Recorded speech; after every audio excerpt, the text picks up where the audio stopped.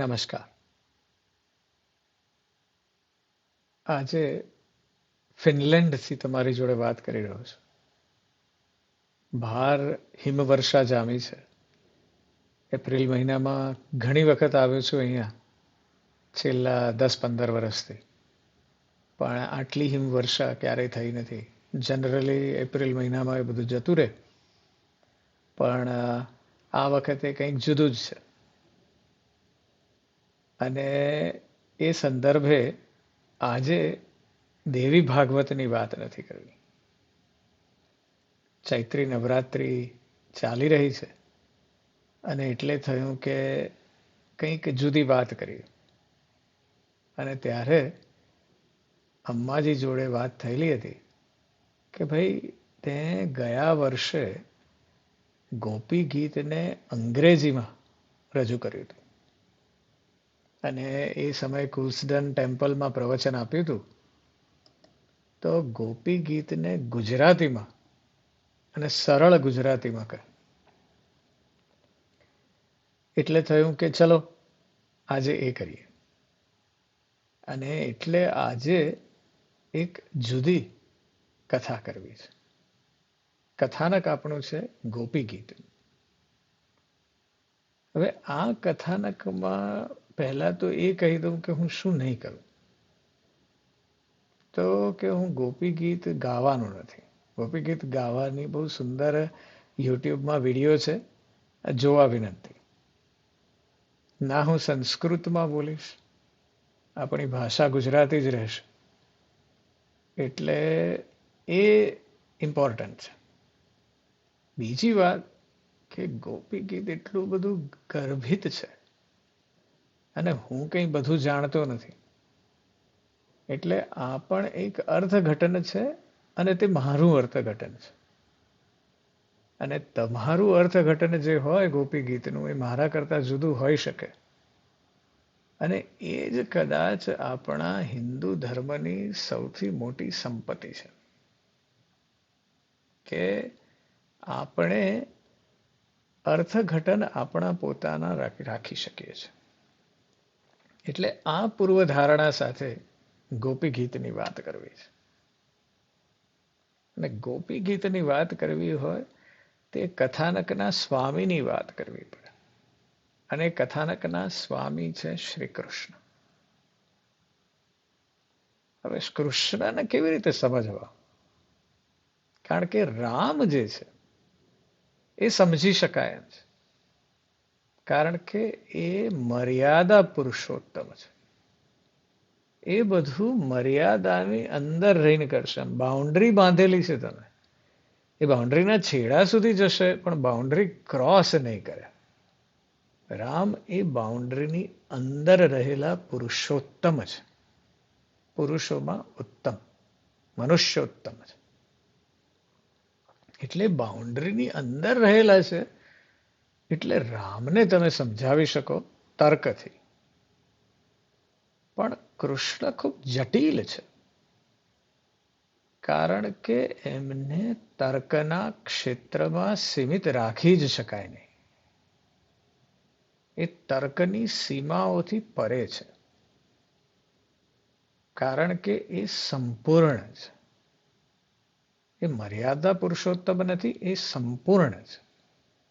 અને એટલે કૃષ્ણના સાથે આપણે જોઈએ ને તો આપણે કેવું કરીએ છીએ કે કૃષ્ણના એક પાસાને આપણે પસંદ કરી લઈએ છીએ. જે આપણને ગમે, જે આપણા તર્કમાં ફિટ થાય, એની જોડે આપણે સેટિંગ પાડી દઈએ છીએ. એટલે કેટલાક એવા છે આપણા સંપ્રદાયો જે માત્ર બાળ ગોવિંદ સાથે રહે છે. એમને એમાં જ ફાવે છે. કારણ કે બાળ ગોવિંદ કંઈ પણ ક્રિયા કરે તો એમ કહી શકાય કે ભાઈ આ બાળક છે. કેટલાકને કૃષ્ણ કિશોર અવસ્થાવાળા ગમે છે અને કેટલાક પેલા વૃદ્ધ રાજનીતિજ્ઞને પકડીને બેઠા છે. એટલે આપણે જ્યારે કૃષ્ણના માત્ર એક પાસાને પસંદ કરીને ચાલીએ ને ત્યારે એના બીજા બધા પાસા સાથે તાળ મેળવી શકતા નથી. એટલા માટે કૃષ્ણ જટિલ છે. થાય છે શું કે આપણે પોતે માયાથી ઘેરાયેલા છીએ. એટલે આપણે કૃષ્ણને માયાના લેન્સથી જોઈએ છે. પણ માયા તો શ્રી કૃષ્ણની દાસી છે.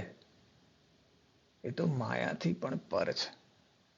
એટલે આપણા તર્ક, આપણી પોતાની લિમિટેશન કૃષ્ણની તરફ ખોટી ખોટી પરિધારણા તરફ દોરી જાય છે.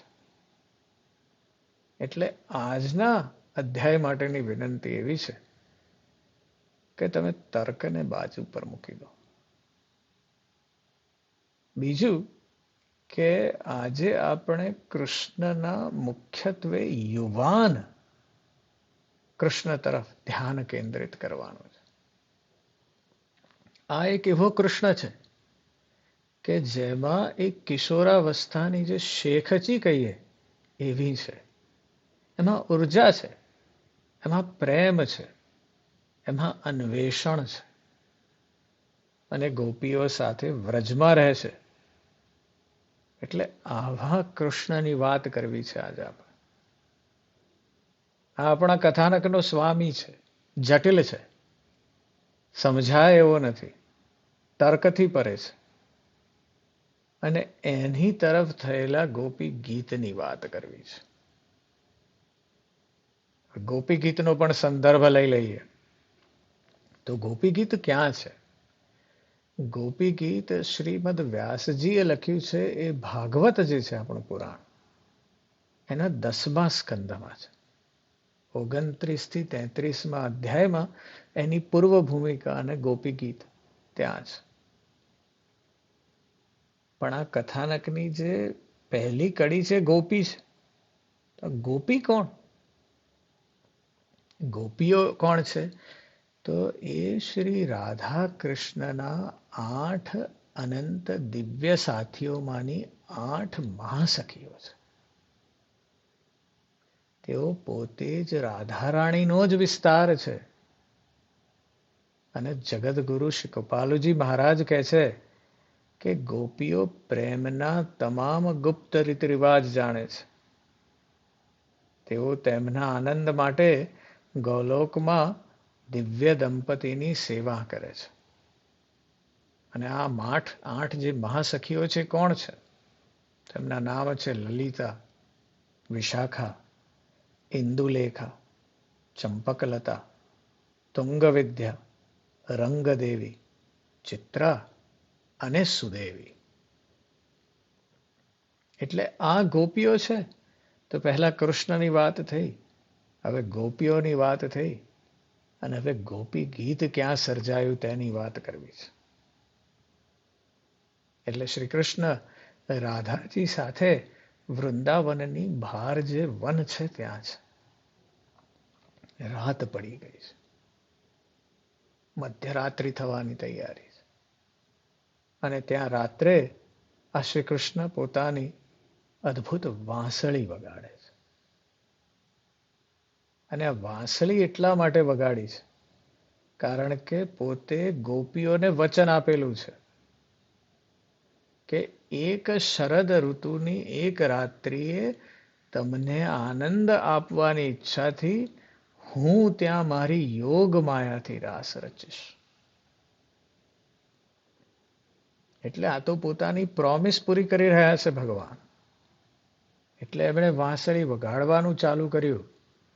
અને જેવો ગોપીઓએ વાંસળીનો અવાજ સાંભળ્યો કે અંદર કામદેવનો આવેગ પ્રગટ્યો છે, જાગ્રત થઈ ગઈ છે. કેટલીય ગોપીઓ તે સમયે ઘર ગૃહસ્થીનું કામ કરતી હતી. એ ફરજો છોડીને કૃષ્ણ પાસે દોડી ગઈ. ગોપીઓની આ વાત સમજવાની બહુ જરૂર છે. એમનું શરીર શુદ્ધ આધ્યાત્મિક છે. એને ભગવાને બોલાવ્યું છે, માત્ર શરીર નહીં, એના સ્પિરિટને બોલાવે છે. કેટલીક ગોપીઓ પતિઓ અને ફેમિલી જોડે વાત કરતી હતી અને તરત જ ઊભી થઈને ચાલવા માંડી. પેલા લોકોએ એમને રોકી કે આ ક્યાં જાય છે આટલી રાત્રે? તો ભગવાને એવી વ્યવસ્થા કરી કે એનું ભૌતિક શરીર ત્યાં રહી જાય ને એનો આત્મા ચાલવા માંડ્યો ભગવાન પાસે. આ તો ભાઈ પરમાત્માનો કોલ આવ્યો છે. બધાને છોડીને દોડી છે ગોપીઓ. જેમ તેમ કરીને કૃષ્ણને મળવા પહોંચી છે. એટલે સમજવાનું એ છે કે આ ગોપી ગીતની શરૂઆત જ દિવ્ય છે. ભગવાને બોલાયા છે. એણે વાંસળી વગાડીને કીધું છે કે આવો. દિવ્ય જગતની વાત છે. અને પછી જ્યારે ગોપીઓ ભગવાન કૃષ્ણ પાસે આવીને પહોંચી છે ત્યારે કૃષ્ણ શું કહે છે? અરે તમે કેમ આવ્યા છો? કહે છે કે આવા રાતના આટલા અંધારપટમાં આવા જંગલમાં આવવું કંઈ તમારા માટે સારું છે? જંગલ તો હિંસક જીવોથી ભરેલું છે. કોઈ ખાઈ જશે તમને. અને ત્યાં ઘરે પતિને બાળકો છે, માતા પિતા છે, સાસુ સસરા છે. આ બધાની ઘર ગૃહસ્થીની ફરજો છોડીને તમે અહીંયા આવ્યા છો. હવે એ લોકો તમને શોધવા નીકળશે. અને તમારો મુખ્ય ધર્મ તો, તમારો ફરજ તો તમારી પતિ, બાળકો અને ફેમિલીની સેવા કરવાનો છે. એટલે કૃષ્ણએ ગોપીઓ બિચારી આટલું કરીને આવી છે અને આવી રીતે તરછોડવાની વાત કરે છે, ખડાવી નાખી. અને કૃષ્ણ આમ કેમ કરે છે સમજવું રહે. પહેલા તો વાંસળીથી આકર્ષ્યા છે અને પછી કહે છે કે હવે જતા રહો. વાત એવી છે કે સર્વશક્તિમાન જ્યારે તમે તૈયાર થઈ જાઓ ત્યારે પહેલા તો બોલાવે છે, પણ પછી પાછી ફરીવાર તમારા નિશ્ચયની પરીક્ષા કરશે અને કરશે જરૂર. બાઇબલમાં એક બહુ સુંદર વાર્તા છે અબ્રાહમ અને તેના પુત્ર આઈસાકની. અબ્રાહમ ભગવાનનો અત્યંત ભક્ત છે. ભગવાન આયા અને કહે છે કે ભાઈ અબ્રાહમ, મને આ તારો પુત્ર આપી દે, પહેલો જ પુત્ર છે. તો અબ્રાહમ કહે છે સારું. અને પોતાના પુત્રની બલિ ચડાવી દીધી એણે. અને આ જોઈને ભગવાનને થયું કે આ સાચે જ મારો ભક્ત છે. એટલે ભગવાને આઈસાકને પાછો જીવતો કર્યો. અને આવી વાત છે. નિશ્ચયની પરીક્ષા થશે ત્યાં સુધી આવી ગયા ભગવાનની પાસે, અને તોય છેલ્લી પરીક્ષા બાકી છે.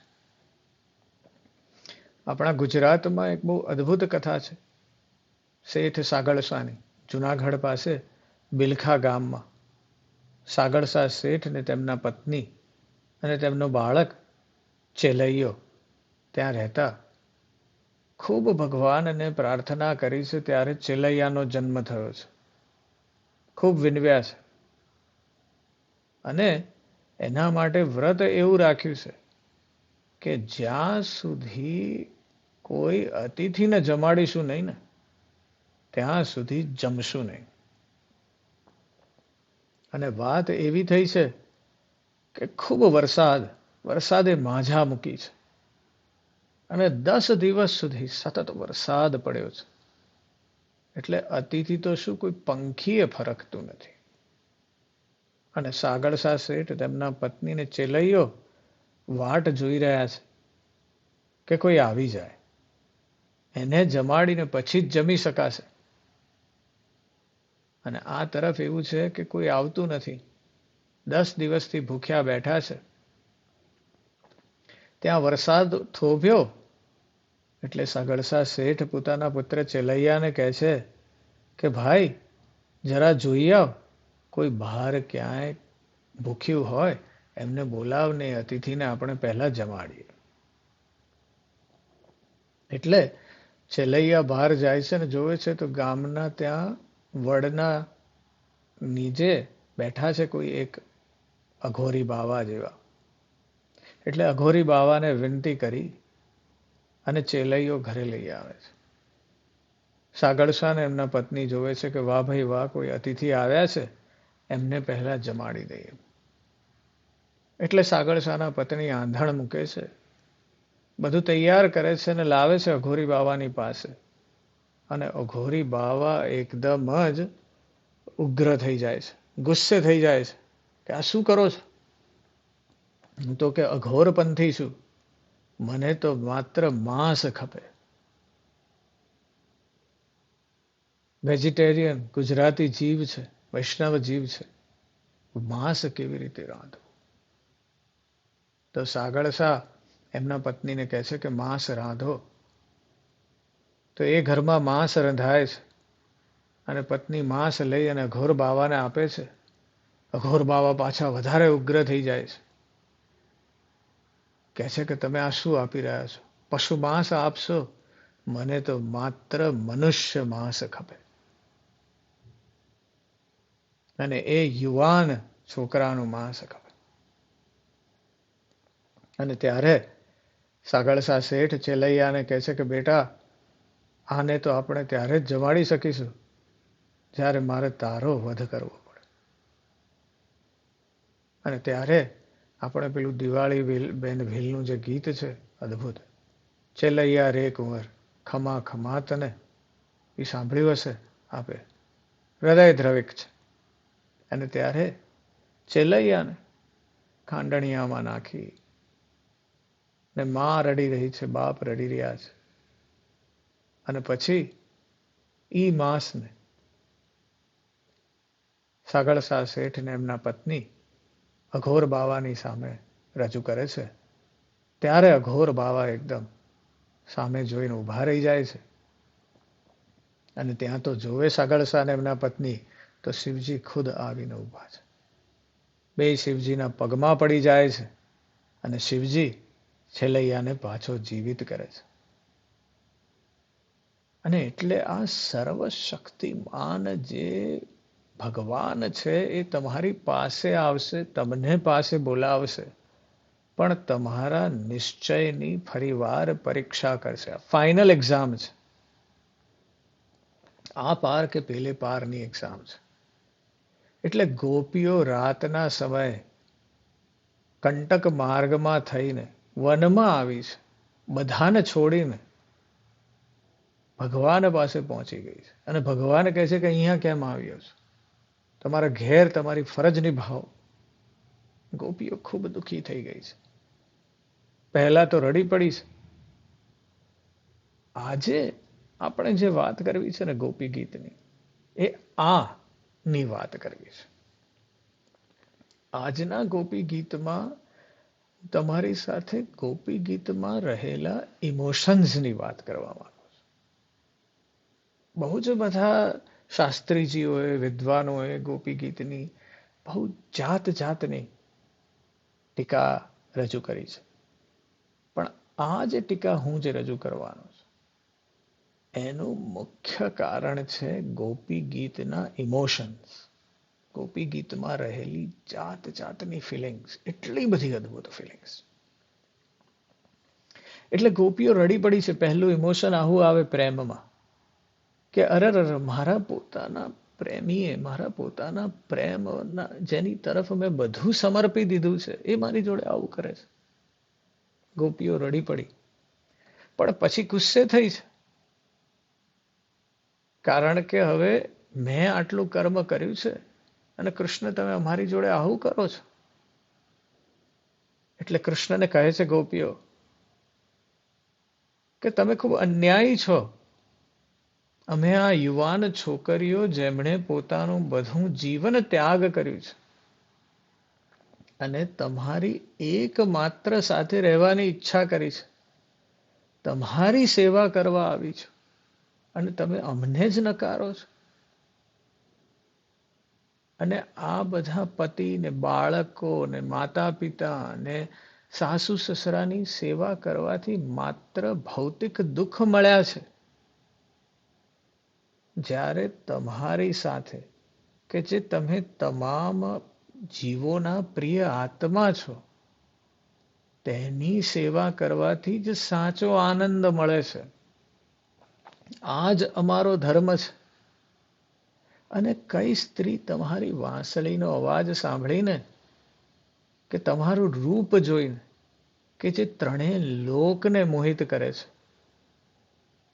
તેને સાંભળીને બીજી બધી ફરજોથી વિચલિત ન થઈ જાય. તમે ભગવાન શ્રી કૃષ્ણ છો, દેવતાઓનું રક્ષણ કરો છો, વૃંદાવનના લોકોના દુઃખ દૂર કરો છો, એટલે તમારે અમારી તકલીફને પણ મુક્ત કરવી જોઈએ. એટલે પહેલા ગોપીઓ રડી પડી છે અને પછી થઈ છે ગુસ્સે. કહે છે ભગવાન આ શું કરો છો? આવી પરીક્ષા, આવું તો કંઈ હોય. અને ભગવાને તો પ્રોમિસ કરેલું છે કે શરદ ઋતુની રાતમાં તમારી જોડે રાસ રચીશ. એટલે પછી ગોપીઓને ખુશ કરવા માંગતા ભગવાન શ્રી કૃષ્ણ, જે હંમેશા પોતાનામાં જ સંતુષ્ટ રહે છે, તેમણે વિવિધ લીલાઓમાં ગોપીઓ સાથે રમી અને રાસની શરૂઆત કરી છે. શ્રી કૃષ્ણ પહેલા તો ગોપીઓને પોતાના પ્રેમથી નવાજે છે. હવે આ જે શ્રી કૃષ્ણ સાથે આવી ગયા છે ગોપીઓને, એટલે પાછું એક બીજી ઇમોશનની વાત થાય છે. ગોપીઓને એવું થવા માંડે છે કે હવે ભગવાનને આપણે બાંધ્યા છે. કૃષ્ણ પર માલિકી અને અભિમાનની લાગણી થવા લાગે છે. દરેક ગોપીને થાય છે કે હું આ દુનિયાની સૌથી સારામાં સારી સ્ત્રી છું અને આ કૃષ્ણ પર મારો અધિકાર છે. અને આવું વિચારવા લાગી એટલે મનમાં અભિમાન ભરાયું છે. હવે ભગવાન કેમ આકર્ષાયા હતા ગોપીઓથી? કારણ કે એમનામાં નમ્રતા હતી. ભગવાન નમ્રતાથી આકર્ષાય છે અને અભિમાનથી વિરક્ત રહે છે.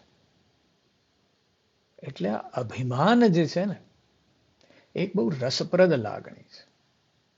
પહેલા આપણે રડવાની અને ગુસ્સાની લાગણીની વાત કરી, હવે અભિમાનની વાત કરવી છે. અભિમાનના બે પ્રકાર છે. એક જે છે ને એ સાચું અભિમાન છે, જ્યારે બીજો અભિમાનનો પ્રકાર છે એ અહંકાર છે. સાચું અભિમાન કેવું હોય કે જે આત્મગૌરવ આધારિત હોય. સિદ્ધિમાં અભિમાન કહેવાય છે. એક સકારાત્મક ભાવના છે, સ્વસ્થ ભાવના છે.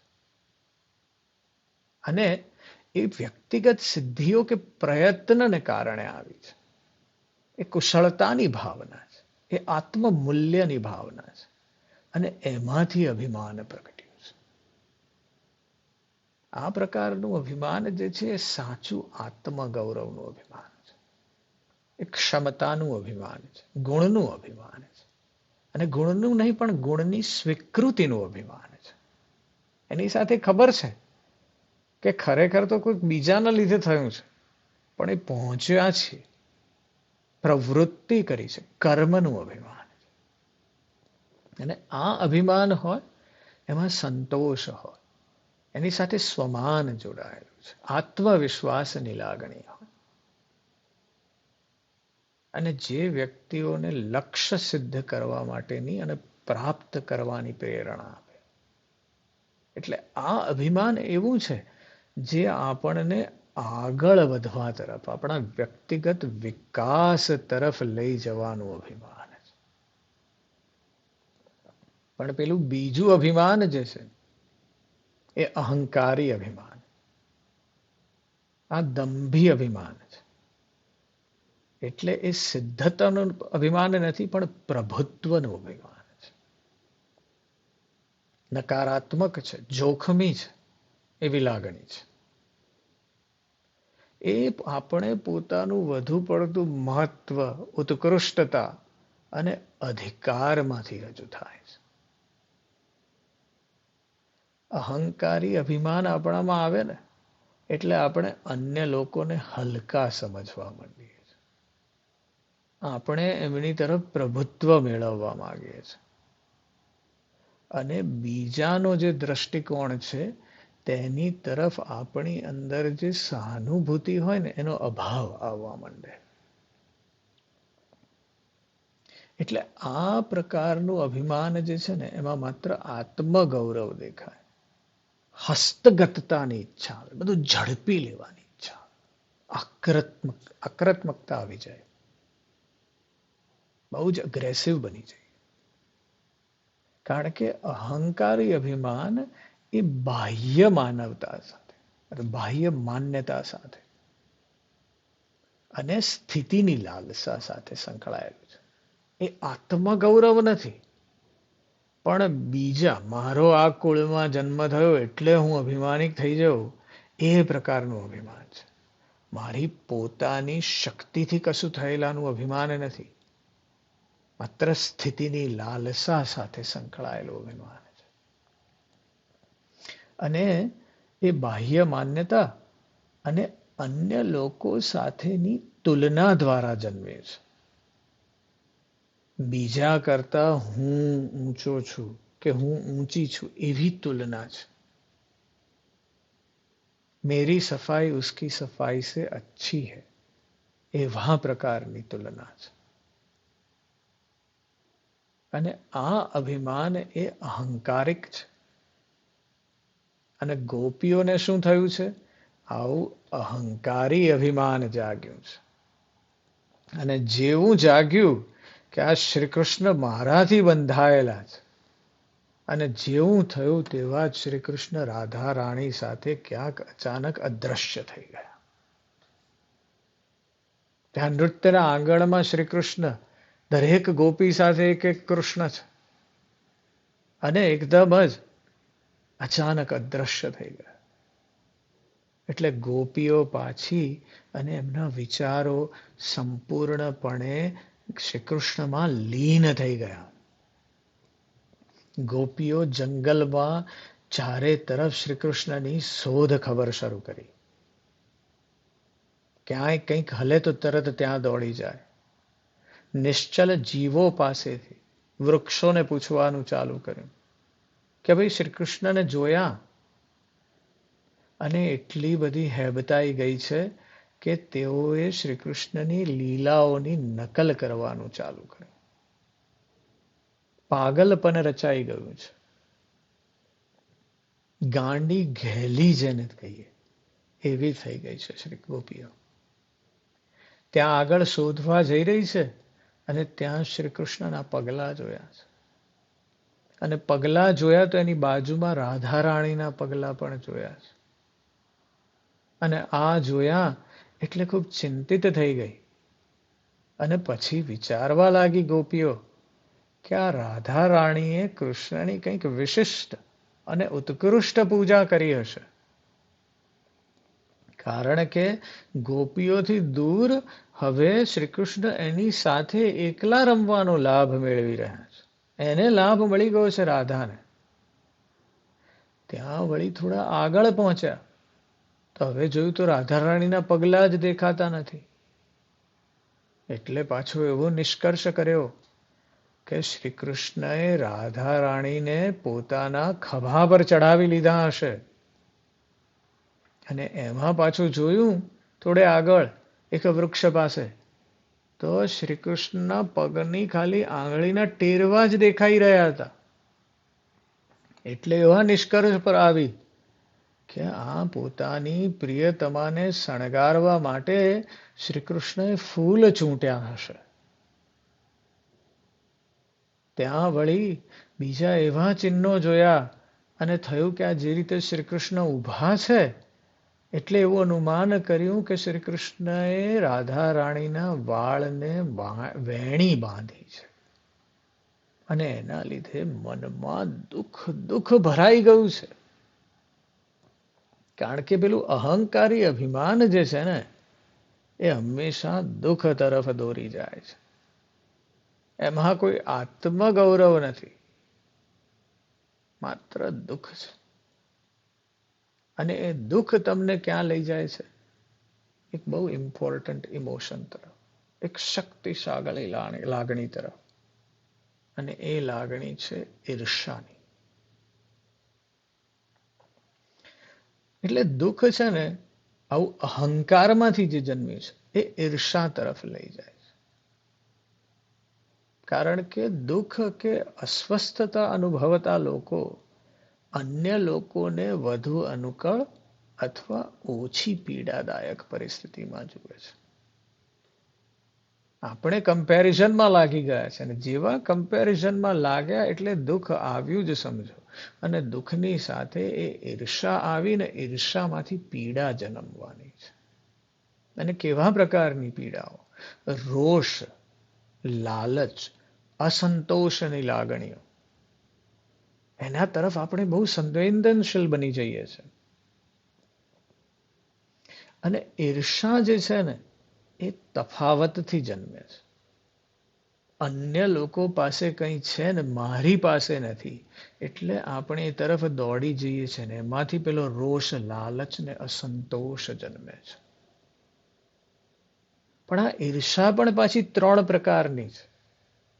પેલી જેમ અભિમાનની વાત કરી કે 2 પ્રકારના છે, એવી રીતે ઈર્ષા પણ 3 પ્રકારની છે અને 3 જુદા માર્ગ તરફ લઈ જાય. એક જે છે એ સૌમ્ય ઈર્ષા છે. આ છે ને હળવા પ્રકારની ઈર્ષા. એ સંભવત વ્યક્તિઓને પોતાને સુધારવા અને લક્ષ્ય માટે પ્રયત્ન કરવા તરફ લઈ જાય. આ પ્રેરણા ભરેલી ઈર્ષા છે, સૌમ્ય ઈર્ષા. એટલે હું કોઈને જોઉં અને એ વ્યક્તિની સફળતા જોઉં અને એના ફાયદાઓને જોઉં અને મને એમ થાય કે હું પણ વધુ મહેનત કરું કે જેથી મને એ સમાન પરિણામો મળે મારા જીવનના. એ પ્રકારની પ્રેરણા કરી શકું ને એ સૌમ્ય ઈર્ષા છે. આ બહુ ઉત્પાદક ઈર્ષા છે. એ આપણને વ્યક્તિગત વિકાસ અને સ્વ સુધારણાનું પ્રોત્સાહન આપે છે. પણ એક બીજી પણ ઈર્ષા છે. એ છે દુષ્ટ ઈર્ષા. વિનાશકારી છે, વધુ પડતી નકારાત્મક છે, જોખમી છે. અને આમાં આપણે બીજાને કશું નોંધપાત્ર કરેલું જોઈએ ને એટલે તેમના તરફ રોષ જાગે, દ્વેષ જાગે. દુષ્ટ ઈર્ષા જેનામાં જન્મે ને એને એમ થાય કે હું આ બીજા વ્યક્તિનું પતન કરી નાખું, એની સફળતાને તોડી નાખું અને એના તરફ આપણો પ્રયત્ન થાય. આ જુદું જોજો કે આ એક સૌમ્ય ઈર્ષા છે. આપણે વ્યક્તિની સફળતાને જોઈએ તો આપણે એ તરફ પ્રયત્ન કરીએ કે હું પણ એટલો સફળ થાઉં. અને પેલી દુષ્ટ ઈર્ષા છે કે એમાં કોઈ આગળ વધતું જોઈ હું એને ખેંચીને નીચે પાડું. અને આ જે દુષ્ટ ઈર્ષા છે એ નકારાત્મક લાગણીઓ, વ્યક્તિગત વિવાદો અને ખોટા વર્તન તરફ દોડી જાય છે. પણ એક ત્રીજી પણ ઈર્ષા છે અને આ કેવી છે? એ નિરાશાજનક ઈર્ષા છે. આ ઈર્ષામાં સ્વદુઃખ થાય છે, અપૂર્ણતાની લાગણીઓનો સમાવેશ થાય છે. આમાં આપણે એવું માની લઈએ છીએ કે કોઈ એક વ્યક્તિ સફળ થયું છે પણ એ તો થઈ ગયા, હવે એ જે પ્રાપ્ત કરી શક્યા છે ને એ હું નહીં કરી શકું. એટલે નિરાશાજનક ઈર્ષા અનુભવતા લોકો પોતાની જાતને અન્ય લોકો સાથે પ્રતિકૂળ રીતે સરખામણી કરે કે ભાઈ એની પાસે તો આ હતું, એની પાસે તો આ હતું એટલે આવી રીતે સફળ થઈ ગયા, પણ મારી પાસે આ નથી ને પેલું નથી એટલે હું નહીં કરી શકું. અને એટલે જાતે જ હતાશ બની જાય છે, જાતે જ અંતર્મુખી થાય છે, નિરાશ બની જાય છે, ડિપ્રેસ્ડ થઈ જાય. અને આમાંથી શું થાય? આત્મગૌરવ તમારું છે ને એ ઘટી જાય, નિરુત્સાહી થઈ જાઓ કે નહીં થાય મારાથી. એટલે વિચારો કે એક પેલી અહંકારી એવી પ્રકારની આપણી અંદર લાગણી જન્મી છે, તેમાંથી દુઃખ થયું છે એમાં પેલી રાધા રાણીને આવું થતા જોઈને પોતાની અંદર ઈર્ષાની લાગણી જન્મી છે. અને આવી જાત જાતની ઈર્ષાઓ થાય આપણને.